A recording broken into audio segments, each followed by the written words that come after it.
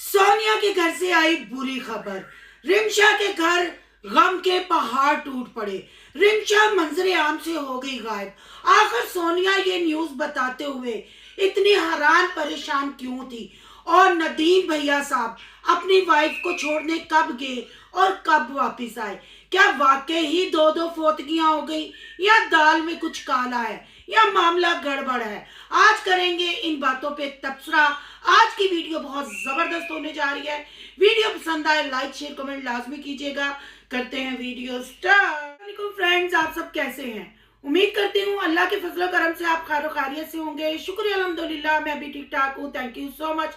जो इस चैनल पे नए आए, इस फैमिली का हिस्सा बने, तहे दिल से उनको इस फैमिली में वेलकम कहती हूँ और रिक्वेस्ट करती हूँ जो आज इस चैनल पे आए हैं इस चैनल को सब्सक्राइब कर लें, बेल आइकॉन को ऑल के ऑप्शन के साथ प्रेस कर लें ताकि आने वाली वीडियो के नोटिफिकेशन फौरन से पहले आपको मिल सके। जी, मैं आज बिल्कुल वीडियो नहीं बनाना चाह रही थी। ये नहीं कि टॉपिक नहीं, आपको पता है कि मडोना हो, जल्ले राय की बरादरी हो, टॉपिक ना हो, हर बंदा कोई ना कोई टॉपिक ऐसे देता है, ऐसे कंट्रोवर्सी चलाता है कि जितनी भी इनकी छतरोल हो कम है। कल वाला व्लॉग आपने सोनिया का देखा होगा, गुड न्यूज का थंबनेल था। उससे पहले का व्लॉग आपने देखा होगा, पूरी फैमिली को सदमे का थंबनेल था।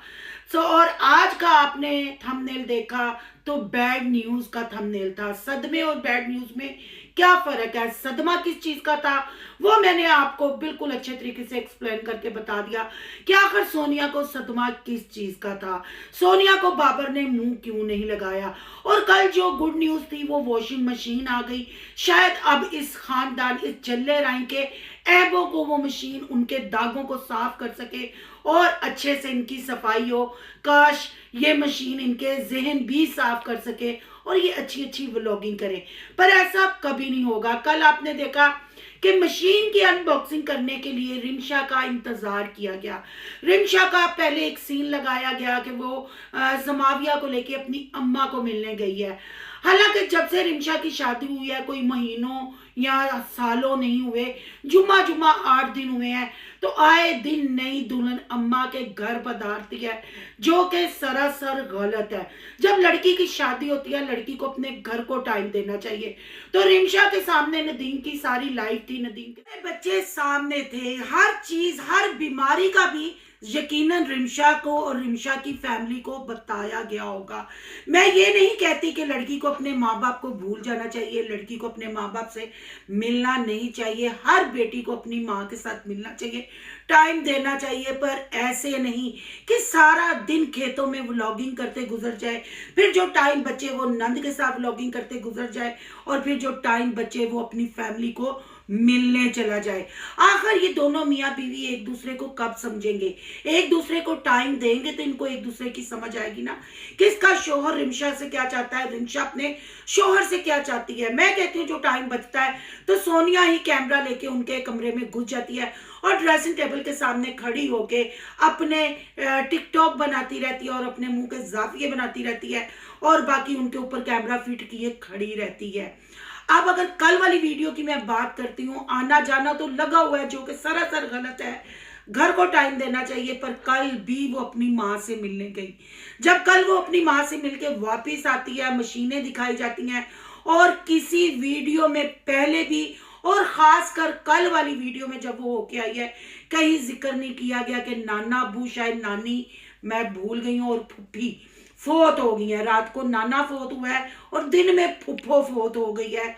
ये मैडम सोनिया का, झल्ले राय की, मडोना का बताना था, पर मुझे समझ नहीं आई ये बात बताते हुए वो कैमरा फेस क्यों नहीं कर रही थी, कैमरे की तरफ आंखें क्यों नहीं कर रही थी।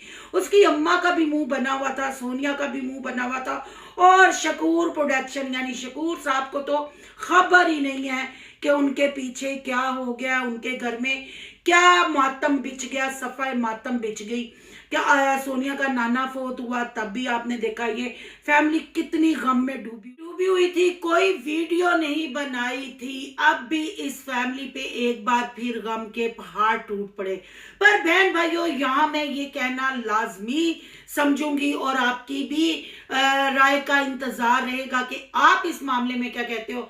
यहाँ मुझे दाल में कुछ काला लग रहा है। क्या रिमशा लड़के यहाँ से चली गई, या नदीम और रिमशा की नाराज नाराजगी हुई या सोनिया की और रिमशा की नाराजगी हुई, क्योंकि कल तक इन्होंने कोई खबर नहीं दी कि नाना बीमार है या पुप्पी बीमार है।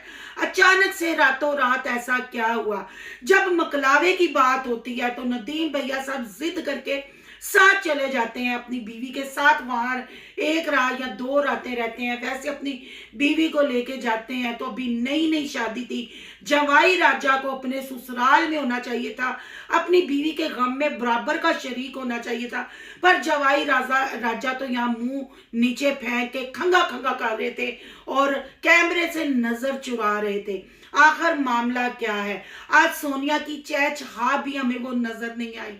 क्या रिमशा भी नदीम को छोड़ के चली गई, या सोनिया ने जो आते ही उसको चैनल पकड़ा दिया, उसकी खुमारी रिमशा को चढ़ गई?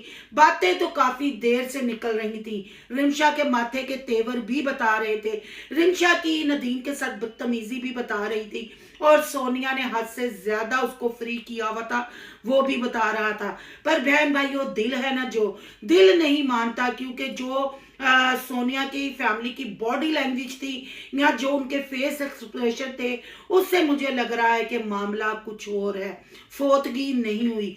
अगर रिमशा की वाकई नाना और फुफो फोत हो गई हैं तो अल्लाह उनको जन्नतुल फरदौस में आला से आला मकाम दे और घर वालों को सब्र जमील अता करे।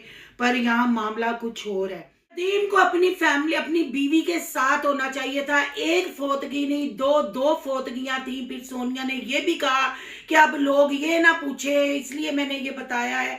अब भाभी आपको 3-4 दिन नजर नहीं आएगी। अल्लाह करे कि ऐसा ही हो। 3-4 दिन का मतलब 3-4 दिन, कहीं फिर नदीम के ऊपर गम के पहाड़ ना टूट जाए।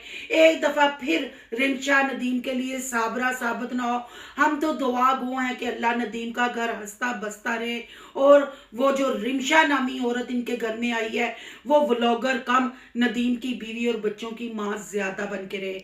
अगर सास ससुर की बात करो तो सोनिया ने कहा अब्बू को तो पता ही नहीं, अब्बू आएंगे तो जनाजे पे जाएंगे, और अम्मी साहबा भी यहाँ बैठी हैं।